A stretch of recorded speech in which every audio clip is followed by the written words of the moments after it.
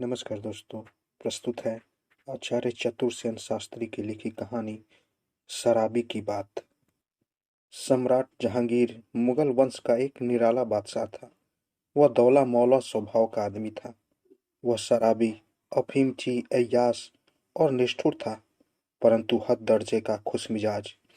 उसे मजहब से चिढ़ थी। जब वह युवराज था तो अपने पिता सम्राट अकबर की विद्वानों की सोहबत और धर्म चर्चा का मजाक उड़ाया करता था। उसे मौलवियों से बड़ी चिढ़ थी। नमाज के दिनों में बादशाह हाथियों पर बैठकर बाजार में निकला करता था। खाना हाथियों पर पकता रहता और बादशाह खाता जाता था। वह मुल्लाओं को तंग करने के लिए उन्हें हाथ से खाना देता और दरबारी कायदे के अनुसार उन्हें खाना पड़ता था, वरना शेरों से फरवा डालने का भय था, जो पास ही दरबार में बंधे रहते थे। बादशाह बड़ा दाता था। यदि किसी को कुछ देता तो 1 लाख से कम न देता। वह बधुआ मौज में आकर कफिला हरू अल रशीद की भांति वेश बदल कर रात में शहर में घुमा करता था। वह सब श्रेणियों के लोगों में जाता, उनके साथ खाता पीता, हंसी मजाक करता और कभी कभी बड़े मार्के के काम भी कर गुजरता था। सर्दी के दिन थे। बहुत कम लोग उस रात को बाहर निकलने का साहस कर सकते थे। वह आज की शानदार महानगरी दिल्ली न थी। पश्चिम की ओर लाहौरी दरवाजे तक छोटी छोटी बस्तियां थी। बीच में बाग थे। शहर प्रायः उस स्थान पर खत्म हो जाता था जिसे इस समय पथपूरी कहते हैं और जो दिल्ली सा का सबसे ज्यादा गुलजार हिस्सा है। उस समय दिल्ली की सबसे शानदार इमारत लाल किला थी। तब के और अब के लाल किले में बहुत फर्क है। अब खाइया भर दी गई है। जहाँ यमुना किले के चरण चूमती थी, वह अब बेला रोड बन गई है। जहाँ आज संध्या समय गोरी बीबिया अभिसार करती रहती है, उस समय किले की खाई में अगम जल भरा रहता था। खाई के पास एक बाग था, जिस स्थान पर अब कुछ वृक्षों के नीचे साइयसों के कुछ तबेले बन गए हैं। किले की लाल रंग की दीवार के सामने वह बाग अत्यंत शोभनीय प्रतीत होता था। इसमें बहुत सी जातियों के फूल बूटे थे। इसी के सामने चौक सादुल्ला खां था, जिसे आज चांदनी चौक कहते हैं। इसी के सामने किले का दरवाजा था, जिस पर संगीन चौकी पहरा पहरा पड़ा करता था। ये पहरेदार ऐसे वैसे नहीं, बड़े बड़े अमीर उम्रा होते थे। उसके बाद ही बड़ा मैदान था, जो आज भी परेड का मैदान कहलाता है। यहाँ मीर बख्शी बड़े बड़े नए नए घोड़ों का मुलाजिया किया करता था और अच्छे मजबूत घोड़ी की रान पर शाही या अमीरों के निशान कर दिया करता था। बाजार में ज्योतिषी नमूनी मैले कालीन का एक टुकड़ा बिछाए बैठे रहते थे, जिनके सामने एक बड़ी सी किताब खुली पड़ी रहती थी, जिसमें ग्रहों के चित्र बने रहते थे। सामने रमल फेंकने के पासे होते, बुर्की ओढ़े स्त्रियां, इनके पास पतियों को वश में करने की या युद्ध से लौटाने की अथवा पुत्र होने की विधवा वधुआ पूछने की ठठ जुटी रहती थी। बाजार के बरामदों में दिन भर माल सजा रहता था। यहीं बैठकर दुकानदार ग्राहकों को पटाते थे। इनके पीछे कोठरियां होती थी, जहां रात को माल रखकर ताला बंद कर दिया जाता था। ऊपर उन व्यापारियों के रहने के मकान होते थे, परंतु बाजार को छोड़कर शेष मकान बहुधा कच्चे घास फूस के ही होते थे। ऐसी ही उस समय की दिल्ली नगरी थी। आधी रात बीत रही थी। बाजार में सन्नाटा था। बादशाह सलामत और उनके साले तथा वजीर आजम अफसल अली चुपचाप एक गली में मकानों की परछाई में चल रहे थे। एक मकान में शोरगुल होता देख बादशाह ने पूछा, आसफ, यहाँ क्या है? जहाँ पना कोई शराब का अड्डा मालूम होता है। ये मद्यसीब इतनी रात तक यहाँ बैठे शराब पिया करते, और इनके बाल बच्चे जहाँ पना वे अपना खून पीते बाट देखते रहते होंगे। भीतर चलो, मैं देखूंगा यह किस किसके लोग हैं। आसफ चुपचाप सिर झुकाकर आगे आगे हो लिया। पीछे पीछे बादशाह भी चला। दोनों एक रुई का साधारण लबादा ओढ़े थे। उनकी तरफ किसी ने भी ध्यान न दिया। सब अपनी धुन में मस्त थे। दोनों कनखियों से शराबियों को देखते हुए आगे बढ़ रहे थे। उन्हें देखकर कोई हंस देता, कोई रो देता, कोई बोतल और चुक्कर सामने करता, कोई मुंह ही बना देता।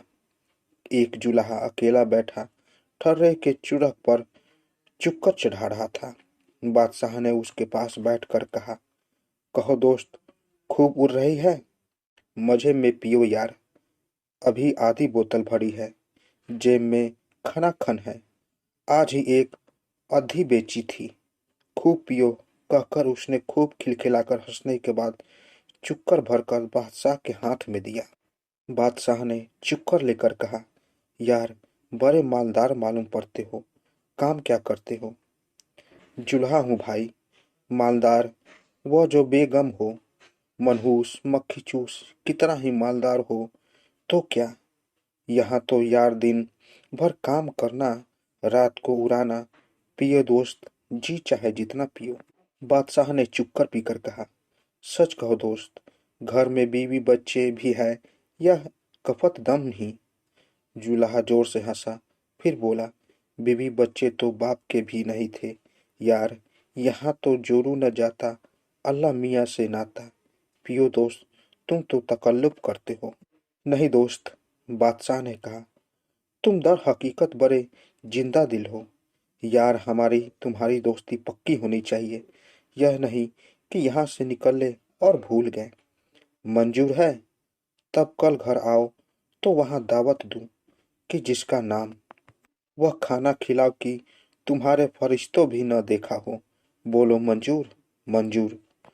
जुलाहे ने बादशाह के हाथ पर हाथ मारकर कहा, देखना, वादा खिलाफी न करना। वाह, यह भी कोई बात है। हाँ दोस्त, तुम्हारा नाम क्या है? सिकंदर जुलाहा। तमाम विलायत में नाम मशहूर है। जरूर आना यार। वह दावत दूंगा और शराब पिलाऊंगा कि खुश हो जाओगे। बादशाह हंसकर उठे खड़े हुए। सिकंदर भी उठा। बादशाह के हाथों में हाथ दिए झूमता झमाता शराब खाने से बाहर निकला। चलती बार उसने फिर बादशाह की पीठ पर धौल जमाकर कहा, देखना यार, दगा न करना। बादशाह ने फिर वचन दिया और दोनों ओर रवाना हो गए। तीसरा पहर था। सिकंदर सिरकी के नीचे ताना बाना बुनने की तैयारी में जमीन में कीले गाड़ रहा था कि उस तंग गली में बादशाह की सवारी घुसी। गली भर में दौड़ धूम मच गई। लोग घर से बाहर निकल कर खड़े हो गए। सवार प्यादे हाथी और बरकंत दाजों से गली भर गई। नकीब जोर से आवाजें लगाने लगे। साबदार चिल्लाकर रास्ता साफ करने लगे। बादशाह हाथी पर था। 100 कनक दाएं बाएं थे। गुलाम लोग सिकंदर जुलाहे का घर पूछते हुए सवारी के आगे आगे चल रहे थे। सिकंदर कोलाहल सुनकर द्वार पर आ खड़ा हुआ। उसकी कमर में तमहबंद बंधा था। बदन पर एक रुई की मिर्जाई थी। हाथ में कौड़ी थी। ख्वाजा ने पूछा, सिकंदर जुलाहे का कौन सा घर है? यही है, सिकंदर ने अचकचा कर कहा। और सिकंदर कहाँ है? मैं हूँ, सिकंदर हूँ। तब होश करो मियाँ, बादशाह सलामत तुम्हारे घर दावत खाने आ रहे हैं। सिकंदर की आंखें फटी की फिटी रह गई। कुछ देर तक उसके मुंह से आवाज नहीं निकली। वह चुपचाप घर के भीतर चला गया। दरवाजे पर बादशाह का हाथी बैठाया गया। बादशाह अपने अनुचरों के साथ उस छोटे से छप्पर के घर में घुस गया। सिकंदर ने आंख उठाकर भी बादशाह को न देखा। वह समझ गया था कि रात का मेहमान कौन था। वह धड़ाधड़ हथौड़ी को कीलों पर ठोकने लगा और चिल्लाकर कहने लगा, जो शराबी की बात पर एतबार करे वह इस हथौड़ी से पीटने के काबिल है। बादशाह यह सुनकर ठहाका मारकर हंस दिया। उसने उसका हाथ पकड़कर कहा, क्या दोस्त, ऐसी ही दोस्ती होती है?